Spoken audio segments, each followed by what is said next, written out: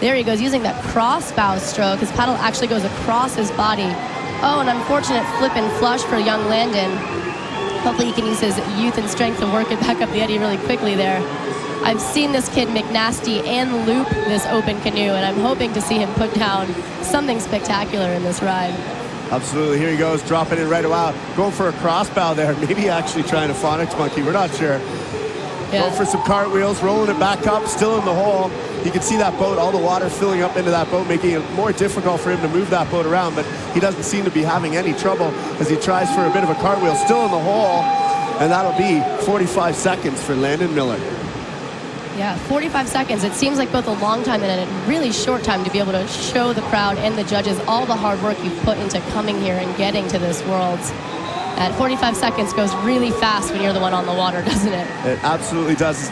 Landon's headed over, a little bit of a review there. As you can see on the screen, getting a bit of a cartwheel there, 2 vertical ends, and then from a different angle, you can see kind of rolls back over, still retaining it in the hole. Yeah, you occasionally will see paddlers either initiate or start or finish a move without the use of one paddle blade. Landon's score coming in at 10 points there. Points on the board, a good place to start.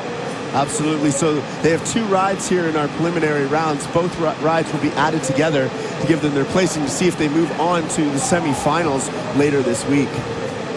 We have semifinals, is that right? There's that many athletes. Wow, that's really incredible. So that means that of the 12 paddlers here today, we will be cutting to the top 10. Absolutely. Will then go on. So each ride is going to count because those 2 scores will be combined. Absolutely. That's the way it's working today. Here, so we have 12 paddlers on the water today, although I believe Caleb Kennedy is out, so making it actually 11 paddlers on the water, and we'll be cutting down to 10 paddlers for a semifinal later in the week, and then on to the top 5 for the final, I believe, is Thursday evening. Yeah, so only one unlucky person may get the cut today. That's right. That's harsh. That is tough. That's freestyle. That is, well, I think that's any sport, really. All right, next up, we've got Adam Ramadan from Great Britain. So Adam, a couple of fun facts here about Adam. His license plate actually says C1 Afro. That's how passionate he is about this sport. I also heard a rumor that he's going to be competing wearing nothing but Speedos all week. Yep, there it is. You can see it on the screen there. Hopefully they're not going to zoom in much closer than that as he spins that boat around, going for that horizontal move, 360 degrees of rotation. Oh, how somehow he stays in the feature. That's right. He's paddling a fairly large boat called a Spanish Fly, which has lots of volume. And yes, he is wearing the Speedo. He was trotting around on the other side of the river a little while ago, showing off that Speedo. Trying to get as much sun as possible on the thighs, tanning up, bronzing up for this Worlds because, you know, look good, feel good, paddle good. I believe Absolutely. That is the saying. That water is awfully cold to be wearing just a Speedo, in my opinion, but that's all right. I'm wearing a dry top and in a kayak. I'm not sure I'd be out there in a Speedo as he drops back into the hole. Again, spinning it around. Going for those crossbow maneuvers. Is he using the handle of his paddle there? That is an unusual technique, but it seems to be working for him. Absolutely. Does that make it a C1.5? Well, maybe. I'm not 100% sure there, but I have seen lots of C1ers actually use their hands. They'll stick their fingers out to catch a little bit of water. Actually, a former world C1 champion, Paul Danks, at one point in time, he put a little guard on the top of over his T-grip that gave him a little bit, and the ICF told him he wasn't allowed to do that because they thought maybe it was a second blade. But that's okay. Adam coming in with a score of 20 points. That'll put him above Landon so far, but those are going to be... I haven't seen Adria's score. Did you catch Adria's score earlier? I did not. I believe it came up on the screen, but unfortunately we didn't catch it. But that's okay. Next up, we've got the flying Canadian Mark Godboot. Although he has a French name, he does not speak any French. He's sponsored by Soul Waterman, Shaggy Designs, Level 6, and Roy's Auto Pro. He drives a really old beat-up van, so he's pretty happy to have an auto sponsor. He flew here with me. So we've got Mark Godboot from Canada getting the thumbs up from our head judge, Paul Shepard, over on the judges booth as he's about to drop into this feature here in Sword, Spain. One of my favorite things about Mark is that he really exemplifies the Canadian niceness. He's just always smiling, always having a good time as he's setting up, trying to go for that spin. That was a very fast spin, trying to retain the feature. So the athletes must complete each of their moves in the feature for them to be counted by the judges. I have to say, I'm very grateful I am not a judge here at this World. That is a challenging job. And what we call does not mean that is what these athletes are scoring. We are not judges. Oh, he goes for the spin. Maybe he gets back looped, and he is unfortunately out of the feature. With only 15 seconds left, he's going to struggle to get back up into the feature with that little time left, but he's trying. You'll notice that a lot of these athletes are going to be putting down fairly safe rides this first round here, trying to just get points on the board, working it through slowly. It's all about consistency at this point in the game. And that's it for Mark's first ride. We'll see his score here in a few minutes, but Mark's always got a smile on his face and happy about what's going on out there on the water.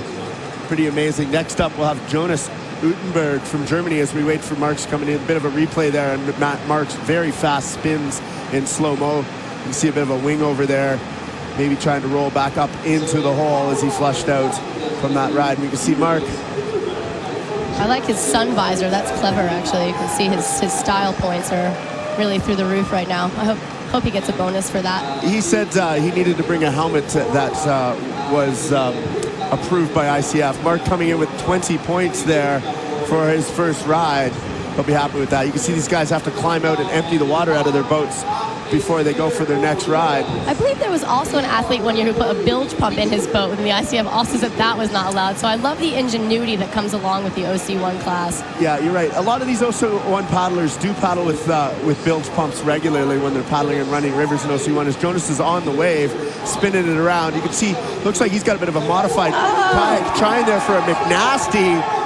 Coming back still in the feature. We'll see what the judges have to say. If the angles were correct on that McNasty, they have to land between 20 degrees upstream in either direction. So if you're thinking about a clock face, and if 12 o'clock was upstream, that's between, what is that? That's the 11 and the 1, isn't it? Yes, absolutely.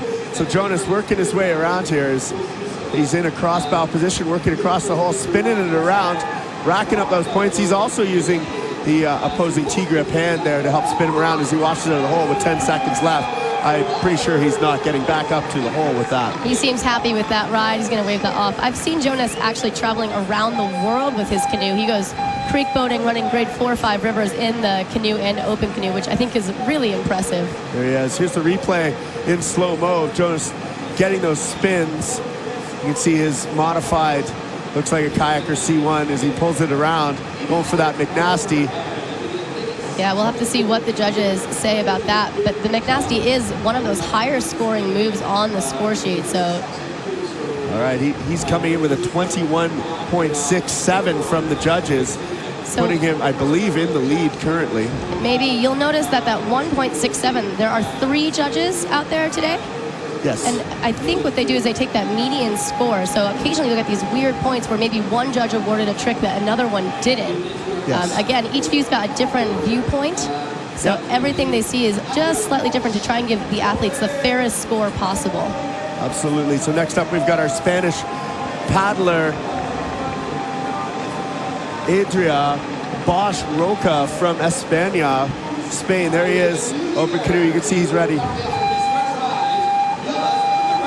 That's right. We're hearing that Jonas Utenberg is our leader here as we're waiting for our Spanish paddler in the eddy as he's going to make his way up here in beautiful Sort, Spain. Everybody's trying to hide from the sun. It is blistering hot. Blue skies for days. I hear parts of Spain are actually on fire right now. And here we are with our Spanish paddler on the wave. Here we go, starting things off again, looking for that shove it. And see, they have to guess it. He has to get both fully backwards and then back fully forwards, only using one paddle stroke. Maybe possibly linking that into a spin. Every trick now, this is a new rule, has a link bonus. So you can actually link those lower scoring points, which could be a huge benefit for the smart OC1 competitor. It looks like he's unfortunately maybe flushing into the eddy pretty low down. We'll see if he can make it back to the top. He's working for it. I've seen Adria out here paddling all week in a C1 as well as a K1, and he is a talented athlete. It's really cool to see these guys paddle across disciplines. Oh, right back into the feature, going for the spin, making use of that time left on the buzzer, trying to get that shove it in, and maybe the opposite spin. Adria proving that you don't necessarily need all 45 seconds to get points on the board. That's right, Anna. That was a great ride from Adria as he drops in for a loop after the buzzer, pulling it around, flushing out of the hole there. Unfortunately, though, that won't count, but pretty amazing to see these big open boats throwing the loops. Yeah, crowd pleaser. I love it. Absolutely, as we see the replay of Adria's run here. That'll be his second run here in the preliminary round, second and final run. Looks like he's got a score of 20 points again, so he'll be adding those two together from last ride. I believe he had a 20 on the last ride as well, giving him a total of 40 points here for the preliminary rounds. I feel like this is going to be one of those preliminary rounds where they're going to need a lot of tiebreakers. There may be some tiebreakers, and we'll see how that works out. As we wait for our next paddler, Landon Miller of the USA, to make his way up to the top of the eddy for the next round. Landon will also be competing in the C1 later this week. So again, using this maybe as a warm-up as well as its own sport. Look at him having fun out there, 15 years old. Both of his parents are here cheering him on, as well as his younger brother. I think that's the great thing about canoeing and kayaking in general. Just a really great family-friendly sport. Absolutely. Some of these athletes are amazing multi-sport athletes as well. He's a former BMX racer, about to show us what he has here on the feature in Sword Spain. And there he is dropping onto the wave. Right away trying for a bit of a cartwheel, flushing out. Unfortunately, to score these moves, they have to retain the wave.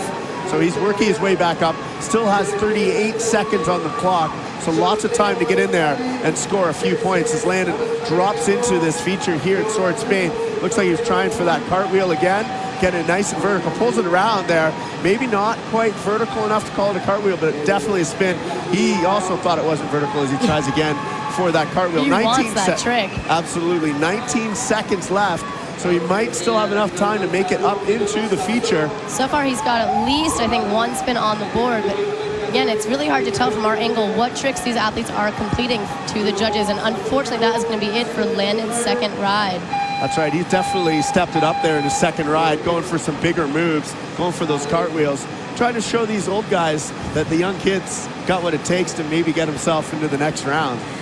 Yeah, you know, I think it's all about like that go big, go hard, or go home, right? These play it safe, stay on the horizontal axis, or just go right for those higher scoring vertical tricks like those cartwheel ends. But again, they can be harder to score because they each have to be at a certain place. Landon coming in with 20 points for his second ride.